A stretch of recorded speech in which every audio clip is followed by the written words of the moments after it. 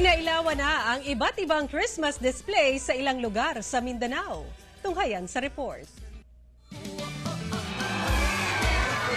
Musliman o Kristiyano, labis ang tuwa nang pailawan na ang Christmas decorations ng City Hall compound sa Lamitan City sa Basilan. Dinagsa naman ang colorful lights na hugis bahay na talaga namang dinarayo ng mga turista. Habang ang fasad ng City Hall dinisenyohan ng tenun o yakan cloth.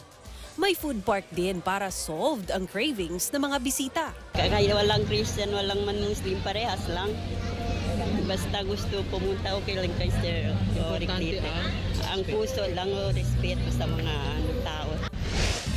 White Christmas naman ang tema sa Christmas display sa City Plaza ng Kidapawan City. Pinailawan na sa harap ng City Hall ang 50-foot Christmas tree na gawa sa empty water bottles na nilagyan ng LED lights. Nagliwanag naman ang gabi sa Dapitan City sa Zamboanga del Norte dahil sa mga Christmas display. Kaya naman napawaw ang mga bisita sa smart lighting system ng City Hall building. Sa harap nito, may malaking Santa Claus at reindeers. Hile-hilera rin ang food stalls ng mga nais mag-food trip. At syempre, ang pinakahihintay ng lahat, ang fireworks display.